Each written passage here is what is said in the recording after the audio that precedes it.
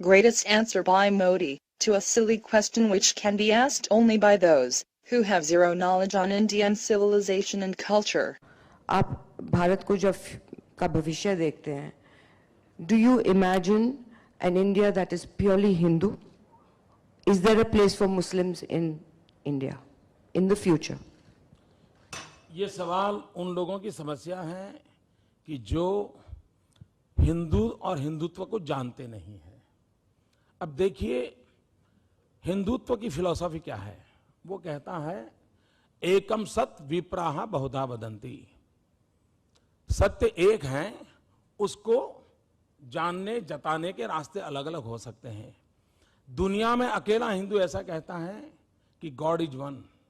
कभी हिंदू ये नहीं कहता है मुसलमान का भगवान, ईसाई का भगवान, सिख का भगवान, ये नहीं कहता। वो कहता है गॉड इज वन, और वो कहता है भक्त वैसा भगवान। अगर भक्त पहलवान है तो भगवान हनुमान है।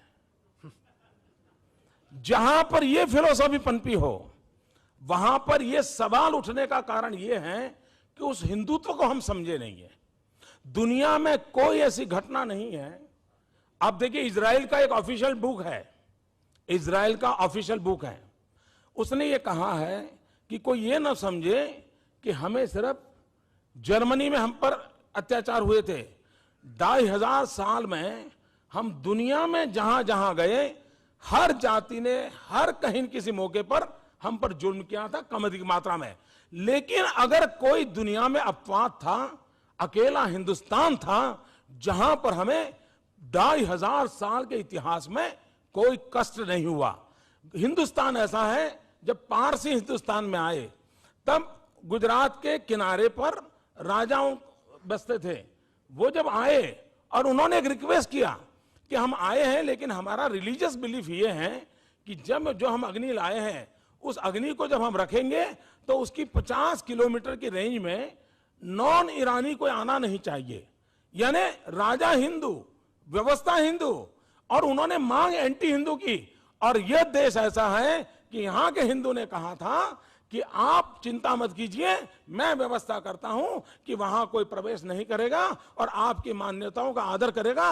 और मैं आपको बताता हूं विश्वास के साथ, आज जो दुनिया टेररिज्म के कारण संकट में आई है, उसका और उसमें जो इमोशनल ब्लैकमेलिंग हो रहा है, मैं नहीं कहता उसमें इमोशनल सपोर्ट है कि नहीं, लेकिन जो इमोशनल ब्लैकमेलिंग हो रहा है और उसमें रिलीजन का काफी उपयोग हो रहा है, और उसका मूल कारण है होलियर देन दाओ, तेरे संप्रदाय से मेरा संप्रदाय ऊंचा है।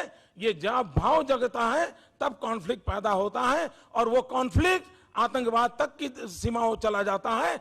अगर कोई कहता है, हिंदू ही है जो सर्वसमावेशक है, जो कहता है आप जिस भगवान को मानते हो विश्वास से मानिए, आपको परमात्मा प्राप्त होगा। आप जिस किताब को मानते हो विश्वास से मानिए, आपको प्राप्त होगा। यह मूलतः हिंदू फिलॉसफी है। अगर इसको अगर नहीं समझते हैं और उसके कारण उसको ही क्वेश्चन कर देते हैं, तो मैं समझता हूं समस्या पैदा होती है।